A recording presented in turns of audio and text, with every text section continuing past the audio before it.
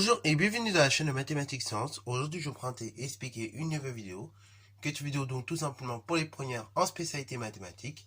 Et dans cette vidéo pour les premières en spécialité mathématiques, ici je vous propose d'apprendre à calculer un produit scalaire dans un repère. Alors ici, je vais pas préciser, mais on est dans un repère orthonormé, bien évidemment.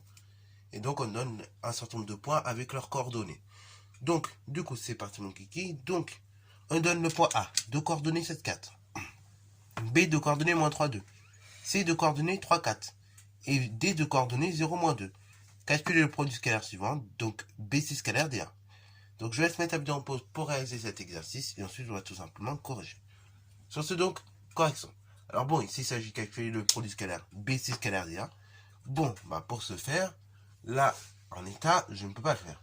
Par contre, ici je suis dans un repère, donc je vais peut-être pouvoir utiliser à un moment donné la formule suivante. U, si j'ai un vecteur U de coordonnées x, y, un vecteur V de coordonnées x', y'. Ok, bravo. Dans ce cas-là, le produit scalaire, à condition qu'on soit dans un repère orthonormé, bien évidemment, le produit scalaire de U par V, c'est x fois x' multiplié par y fois y'. Ok, c'est le produit des abscisses plus le produit des ordonnées ensemble. Ok, bravo. Petite précision également. Par moment, certains profs de maths utilisent cette notation-là. X AB. Ça signifie que c'est l'abscisse en fait du vecteur AB. Ok. De même si on note du coup Y AB comme ceci, avec le vecteur AB en indice, ça veut dire c'est l'ordonnée du vecteur AB. Ok. Je précise ça parce que par moment dans certains manuels de maths, on peut retrouver encore cette notation. Ok. Bravo. Et d'ailleurs même dans les manuels de seconde, si vous cherchez bien, il y a certains manuels qui proposent encore cette notation. Très peu, mais ça arrive. Alors du coup, ça c'était un petit parenthèse. Maintenant revenons à la réalité. Donc là actuellement, par contre, ce qui me manque, c'est le vecteur B, C et D. Je ne connais pas leurs coordonnées. Et bien dans ce cas, c'est à moi de les calculer. Et je rappelle, les coordonnées d'un vecteur AB, c'est XB moins XA. Et après pour les ordonnées, c'est YB moins YA.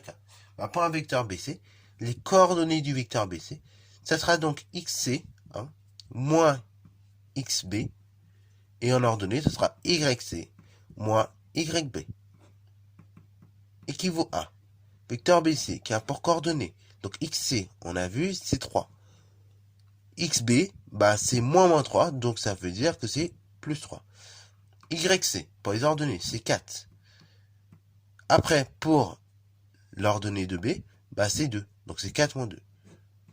Vecteur BC a pour coordonnées, dans ce cas-là, la chose suivante, 3 plus 3, 6, 4 moins 2, 2. Donc le vecteur BC a pour coordonnées 6, 2. Maintenant, on va calculer les coordonnées du vecteur DA. Donc là, pareil, toujours le même calcul.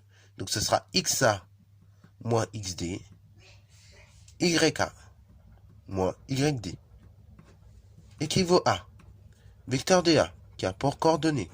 Donc d'abord, l'abscisse de A, donc 7, moins l'abscisse de D, donc 0. L'ordonnée de A, 4, moins l'ordonnée de D, donc moins 2, ce qui fait donc plus 2. DA a pour coordonnées la chose suivante. Jusqu'à 7 moins 0, ça fait 7. 4 plus 2, 6. Ok. Maintenant, j'applique ma formule.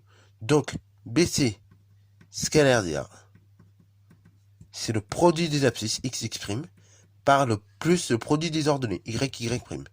Donc, BC scalaire DA, c'est la chose suivante.